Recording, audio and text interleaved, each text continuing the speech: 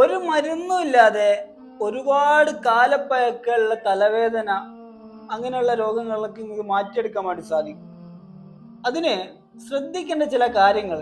ഒന്നാമത്തത്, കരിച്ചത് പൊരിച്ചത് ഇതുപോലുള്ളതൊക്കെ മാറ്റിയെടുക്കുക, അല്ലെങ്കിൽ അതൊക്കെ ഉപേക്ഷിക്കുക.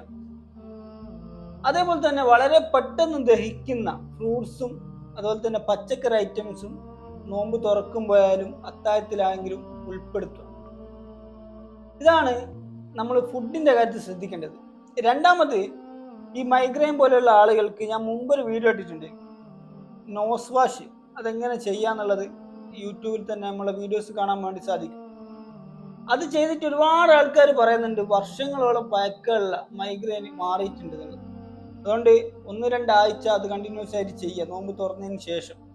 ഇപ്പോൾ ഫ്രൂട്ടിന്റെ കാര്യം അല്ലെങ്കിൽ ഭക്ഷണത്തിന്റെ കാര്യം ഫ്രൂട്ടാക്കുക, അതുപോലെ തന്നെ വെജിറ്റബിൾ ഈ രീതിയിലേക്ക് കൊണ്ടുപോവുകയും ചെയ്താൽ പരമാവധി, ഫുള്ളായിട്ട് അങ്ങനെ ചെയ്യണമെന്ന് ഞാൻ പറയുന്നില്ല, പരമാവധി